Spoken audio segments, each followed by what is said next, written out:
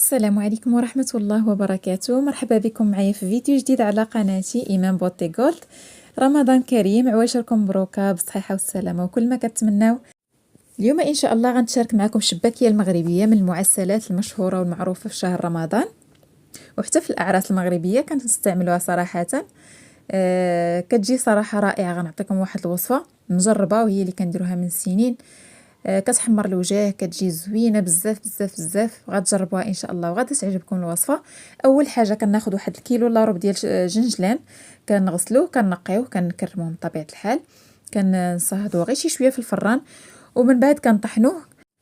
بالنسبه للشباكيه كتبغي العجينه تاعتها تكون فيها مقادير مطحونه مزيان باش ملي دوزوها في الوراقه ما تقطعش لكم العجينه، وتقدروا ترقوها شحال ما بغيتو. الجنجلان خديناه طحناه على دفعات، يعني كنطحنوه بشويه بشويه. من بعد كنضيف ليه واحد جوج زلايف تاع الفورص، يعني الدقيق الابيض، جوج زلافات تاع الدقيق الابيض ما يعادل نصف كيلو. كنعاود نطحنو المره الثانيه بالتدريج بشويه بشويه حتى كنطحن الخليط تاعي تاع الزنجلان كامل او سمسم. كنحتفظ واحد الزلافه كيف شفتوا معايا حاطاها على جنب. كنحتفظ بزلافه او نصف زلافه على حساب الكميه اللي غتستعملوا نتوما. الجنجلان تاعي ولا على هذا الشكل، تطحن مزيان ولا منيل، ولكن ما طلقش لينا الزيت، يعني كطحنوه كيبقى ناشف وفي نفس الوقت كيتنيل. صافي كيكون على هذا الشكل. هذا الزنجلان كنوجدوه يعني على جنب. اول حاجه كنحضروها في الشباكيه هو الجنجلان، فيه شويه تماره، فيه التنقيه، فيه الخدمه، فكنعطيوه الوقت ديالو حتى كيوجد بهذا الشكل هذا، وكندوزو نخلطو. الا كانت عندكم كميه كثيره فغتحتاجوا انكم تخلطوها في بانيو بحال هذا. كينفعكم بزاف وكتحتاج هي المعيك. هنا ضفنا ليها 3 كيلو ديال الدقيق الفورص، يعني 3 كيلو تاع الدقيق الابيض. كيف كتشوفوا الخليط تاع الزنجلان راه باقي باين عندي فيه شي كويرات، ولكن من بعد العجينه غادا تدلك ما يبقى فيها حتى شي حاجه، كينسجموا لنا العناصر. كناخذ واحد الكميه تاع المسكه الحره. انا وريتكم القدر اللي غادا نطحن، تقريبا نصف ملعقه صغيره ما عامراش. في 3 كيلو تاع الطحين انا كنعطيكم الكميه او المقادير اللي غندير في 3 كيلو ديال الطحين، ومن بعد غنخلي لكم المكونات او مقادير ديال كيلو في صندوق الوصف، واللي بغات تذوب المقادير كتذوب لهم. وكنمروا المكونات مباشره. اول حاجه غادا نبسبسها انا في الليل وخليتها تبات ليله كامله. عاد الغد لي كنزيدوا عليها السوائل. بالنسبه للزعفران حر او زعفران شعره حسب المتوفر، الا كان توفر عندكم كتاخذوا منه واحد الكميه. عندي معلقه كبيره ديال السمن بلدي مصوب في الدار، عندي الفيديو في القناه. معلقه كبيره عامره تاع النافع مطحون، شويه تاع الملحه تقريبا واحد راس معلقه صغيره، ما تكتروش الملحه غير شويه، هذا القياس تقريبا كافي. عندي معلقه كبيره عامره ديال القرفه او جوج معالق صغار مطحونه ومغربله مزيان، وجوج كيسان ونص ديال الزبده حيوانيه ذوبتها من قبل. بالنسبه للزيت عندي كاس في الكيلو، يعني كل كيلو تاع الطحين كندير ليه كاس مخلط ما بين زيت بلديه وزيت روميه، نص زيت بلديه ونص زيت روميه. خدينا الزعفران شعره، كتاخذوه هكا مع شويه تاع السكر وكطحنوه او كتدقوه في المهراز. كنضيف السمن، كنضيف القرفه والنافع المطحون، زلافه ديال الزبده اللي عندي مذوبه من قبل، وثلاثه الكيسان ديال الزيت مخلطين، زيت بلديه وزيت روميه. الزبده الحيوانيه اللي ذوبناها من قبل، وكنحاولوا اننا نخليو الحليب الا كان فيه الحليب كنحاولوا نحيدوه، كنصفيو هذيك الزبده اللي دابت من الفوق، والحليب اللي كيبقى كنخليوه في الكاسرونه او كنزولوه. كنخلط المكونات تاعي بهذا الشكل، كنعجنوا العجين او كنبسبسوه كيف كنقولوا، كنبسبسوه بهذاك الليدان اللي ضفنا. السمن من الاحسن يكون بحراره المطبخ، تخرجوه من الثلاجه قبل. العجينه تاعي من بعد ما دلكات بهذا الشكل مزيان، كتبقاو تمعكوها بالكف ديال اليد تاعكم بهذا الشكل. كنبقاو نمعكوا العجين تاعنا حتى كتبسبس مزيان او الدقيق كيتشدم لينا مزيان وكيدخلوا العناصر في بعضياتهم. كنغطيها ونخليها تبات ليله كامله. وفي الغد كنضيف باقي المكونات. عندي بنص معلقه صغيره ديال خميره الدار، جوج صفار بيضه، 3 المعالق تاع ماء الزهر.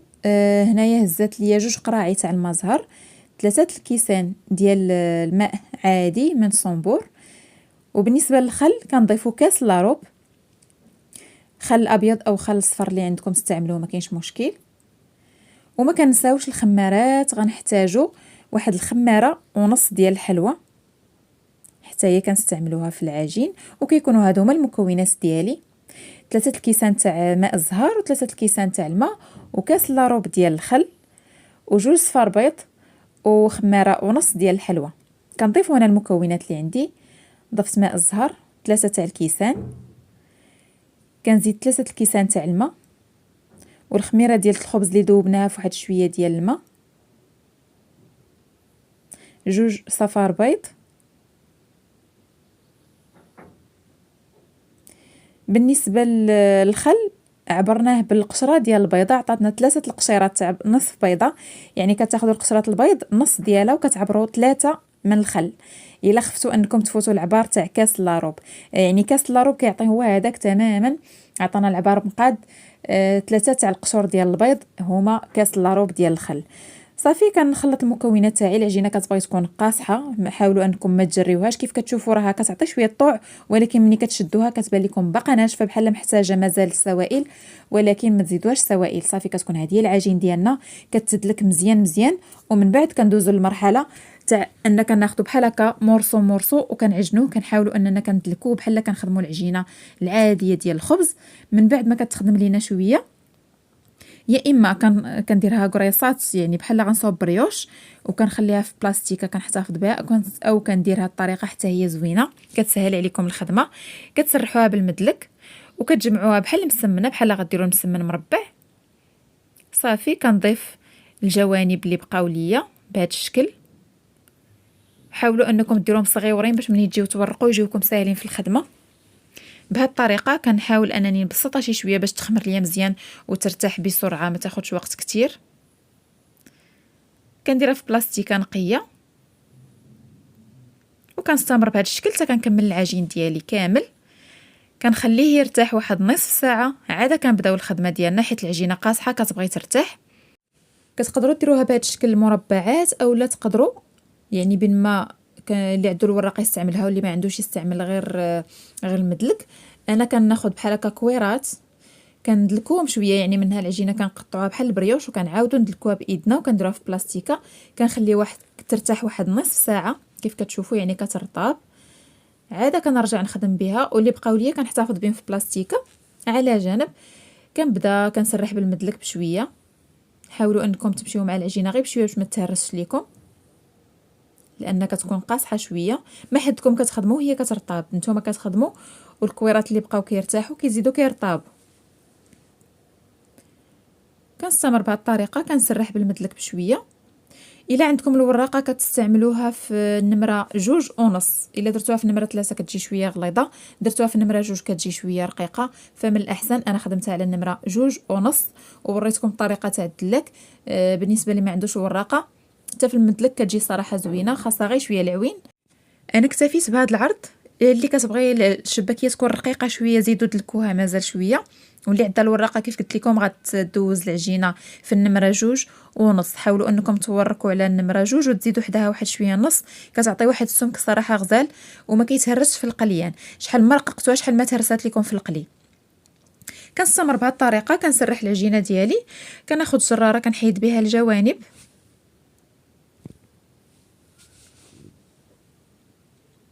كنقطع القياس اللي انا غادي يجيني ساهل في التشباك. كاينين دابا القطاعات تاع البيتزا موجودين في الاسواق، كتقدروا تشريوهم كيجيوكم ساهلين، كيسهلوا علينا بزاف صراحه. واللي مولف يستعمل هكا الجراره العاديه كيعرف ليها ماشي مشكل. كنحيد الجوانب وكنشرط بالجراره. كاين اللي كيبغي يدير 4 شريطات وكاين اللي كيبغي يدير 3 شريطات. انا وريتكم الطرق بجوج. حاولوا انكم تقربوا شويه الشريطات بالجراره، ولكن ماشي بزاف حتى يتقطعوا لكم. ما تخليوش واحد ليسباس كبير في الاخر تاع تقطع الجراره. غندير وحده فيها 4 وحده فيها 3 ونوريكم طريقه التشباك. كيجيو بحال بحال. كنهز وحده وكنحط وحده، كنهز الثانيه كنلصقها مع الاولى، والثالثه كنلصقها مع التحتانيه، واللي بقات لي الرابعه كنلصقها مع اللي الفوق. وكنحل بصباعي العجينه باش تعطيني داك الشكل تاع القليب. كنحل شويه بصباعي، شحال ما حليتو العجينه غتجيكم من الداخل زوينه واقفه. كندخل هذوك القنيتات اللي بقاو من التحت في الوسط وكنجبد الجوانب بهذا الشكل. هذا هو التشباك ديالنا. ومن الاحسن انكم ما تضغطوش ليه على القنيتات باش ما يجيكمش مدقصين. من الاحسن خليهم هكا وهذا هو الشكل ديالنا.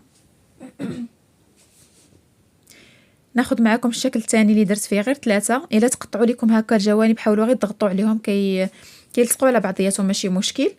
كنهز وحده وكنحط وحده، كنعاود نهز الثانيه نلصقها مع الاولى، والثالثه كنلصقها مع التحتانيه. كنقلب العجينه تاعي بهذا الشكل وكنحاول نحل بصبعاني الجوانب. دائما كتجبدوا الجوانب. الا تقطعت لكم العجينه غير ضغطوا عليها كتلصق على بعضياتها ما كاينش مشكل. كيجي هذا هو الشكل تاع 3 شريطات، كيجي شكل القلب زوين. غادي تعجبكم ان شاء الله الا جربتوها. غنحاول نديرهم صغيورين ما بغيتش نديرهم كبار. نقطع 1 2 3 4. اللي جاتكم قصيره ديروها بالجهه اللي طويله. دائما قلبوا على الجهه اللي طويله ماشي الجهه اللي قصيره، هي اللي تقطعوا فيها بالطول. كناخذ الشباكيه ديالي كنهز جهه وكنحط جهه، كنهز جهه وكنهبط جهه، عاوتاني كنهز الجهه اللي بقات الفوق وكنقلب الشباكيه ديالي وكندخل 2 قنيتات اللي بقاو من التحت كندخلهم في الوسط. هنا العجينه شويه غليظه، غتبان لكم بحال صعيب انكم تشبكوها، ولكن راها سهله. بالعكس شحال ما كانت العجينه قاصحه كتجي مقرمله وكتجي زوينه، ومني كتبقى واحد شويه في العسل كتجي مهبره صراحه، جات هشيشه غزاله ما شاء الله. ما بغيتش نطول لكم الفيديو، حاولت انني نختصر معكم، شبكت معكم غير هاد الكويره. هاد 2 قنيتات اللي كيكونوا من التحت كندخلهم كنجر صبيعاتي في الجناب باش كيبان ليا الشكل ديال القليب، وكيكون هذا هو التشبك ديالنا. كنتمنى انه يكون واضح. الا ما بانش لكم خليو لي في التعاليق طلب انني ندير لكم مازال التشباك في فيديو خاص، وان شاء الله غندير لكم فيديو خاص بالتشباك. ما بغيتش نطول عليكم بزاف الفيديو، حاولت انني نختصر. كيف كتلاحظوا معايا القنيتات اللي كيبقاو كندخلهم في الوسط وكنقلب الشباكيه ديالي فكتجي على شكل قليب، كتجي غزاله. الا جاوكم القنيتات مازال محلولين حاولوا تضغطوا عليهم غير شي شويه باش ما تجيكمش العجينه مدقصه ملي تبداو تاكلوها. بقى لي هاد الشكل. كتحاولوا انكم الا جاكم جهه مقطعه او جهه ما مقاداش حيدوها ماشي مشكل. العجينه كتعاودوا تجمعوها ما كترميوهاش. العجينه اللي انا كنقطع عاوتاني جمعتها ودلكتها كويره ودرتها في بلاستيكه بوحدها كتبقى كترتاح حتى كنسالي الكميه العجينه اللي عندي، عاد كنرجع ليها نخدمها بهذا الشكل. كنلاصق 2 مع بعضياتهم و2 مع بعضياتهم. داكشي علاش في الشباك يعني بالجراره كتقطعوا غير 3 شريطات كيجيو اسهل من 4. كيجي هذا هو الشكل تاع الشباكيه ديالنا. كنحاولوا اننا نقادوها. الا جات عوجانه غنعاودها معكم. كنهز وحده وكنحط وحده، كنهز 1 شريطه وكنحط الثانيه ونلصق الثالثه مع الاولى، واللي بقات ليا كنلصقها مع الثانيه. وكيكون هذا هو الشكل تاعنا. ما تخافوش من العجينه ملي كتكون قاصحه، كتقدروا تلعبوا بها كيف ما بغيتوا، ما تخافوش منها. انا حاولت انني ما نقطعش من الفيديو، وريتكم كل شيء اللي جربت. من بعد كنخليوها بحال هكا في بلاطوات اولا في شي طبله ترتاح، وكنبداو بالبلاطو الاول اللي شبكنا. شحال ما نشفات لكم الشباكيه شحال ما جات زوينه كتقدروا تغطيوها وتخليوها تبات، ولكن كيف تفيقوا تفطروا بداو كتقليوها. الشكل ديالها هو هذا جا ما شاء الله غزال. من بعد ما تقروشات يعني كتنشف لينا كتقلبوا القاصحه هي اللي كتبداو طيبوها الاولى. شي ما كتخافوش منها، كتكون قابطه راسها مزيان. كنرميوها في الزيت اون فوا كتشد راسها، يعني كيف كتدخل الحراره تاع الزيت كتطلع الفوق. كتضيفوا وحده وحده اخرى وكتستمروا بهذه الطريقه حتى كتعمروا المقيله تاعكم كامله. حاولوا انكم ما تزاحموهاش في المقيله ديالكم. فين ما كيبان لكم فراغ كتحطوا فيه واحد الشباكيه، مني كتقيسها يعني الزيت سخون كتطلع الفوق كيبان لكم كاين فراغ كنضيفوا فيه وحيده صافي وكتحبسوا. حاولوا انكم ما تزاحموهاش باش تبقاو تقلبوها بين الحين والاخر. خاصكم ما تغفلوش عليها ابدا، كتبقاو واقفين عليها كتقلبوها مره غير كتاخذ لكم هذاك اللوين الحميمر زوين، ماشي يعني كتحمر بزاف لان العسل تا هو كيعطيها اللون. غير كتاخذ لكم داك اللون انها طابت كتولي ماغو، كتولي شويه كيف كتشوفوا بحال هكا شويه قهويه، ولكن ما خصهاش تبقى بيضه بحال هاد اللوين هذا. خصهم كلهم يوليو بهذا الشكل. كنتسنى عليها بشويه بشويه، ومره كنقص البوطه. ما كتجهدوش على البوطه ابدا، كتكون متوسطه، ومره كنقصوها كنخليو ديك البوطه تبرد. كيف كتشوفوا هذا هو الشكل ديالي من بعد ما طابت. كتعطي واحد اللوين غزال صراحه. ملي كنرميوها في العسل كتزيد تاخذ شويه اللون. حاولوا انكم ما تحرقوهاش في الزيت باش مني كتاخذ لوينه العسل ما كتجيش عاوتاني حمراء بزاف. كتخليوها مرقده في العسل بين ما طيب لكم التطيبه الثانيه، يعني كتعمروا عاوتاني المقيله تاعكم تاع الزيت، كتخليو هذيك الشباكيه كطيب كتقلبوها وبين الحين والاخر كتقلبوها هذه اللي في العسل حتى هي باش كتشرب شويه داك العسل وكتبقى رطبه لكم من بعد. كناخذ الشباكيه اللي تعسلات كنحاول اني نهزها غير بشويه باش ما تهرسوهاش. كيف قلت لكم الا رققتوا الشباكيه بزاف فكتهرس لكم، حاولوا انكم ديروها متوسطه. كنستمر بهذا الشكل. اللي تقلات ليا ما كنهزش بنفس سباتول ديال تاع الزيت بوحدها، واللي كنحرك بها العسل بوحدها، خاص الزيت ما يتخلطش لكم مع العسل. كنستمروا بهذه الطريقه. من بعد ما كتسخطر ليا الشباكيه من العسل مزيان كنحطها في سطيل ديال الحلوى، كندير عليها شويه الزنجان من الفوق اولا السمسم باش كنزينها. كتكون هذه الشباكيه تاعنا اليوم ما شاء الله جات غزاله، جات هشيشه كيف كتشوفوا معايا في الفيديو. جات كتهرس غير بوحدها، كتذوب في الفم صراحه. وصفه رائعه واكثر من رائعه. كنتمنى انكم تجربوها وتخليو لي رايكم في التعاليق. وإلا عندكم اي طلب تاع شي وصفه بغيتوني نحضرها معكم في شهر رمضان الكريم خليو لي الطلب تاعكم في التعاليق، وباذن الله غنصور الفيديو ونشاركه معكم في القناه. كتكون هذه الوصفه تاعنا اليوم. وصلنا لنهايه الفيديو، كنتمنى انه ينال اعجابكم. ما تنساونيش من التعاليق ولي لايك، والى اللقاء في فيديو مقبل بحول الله.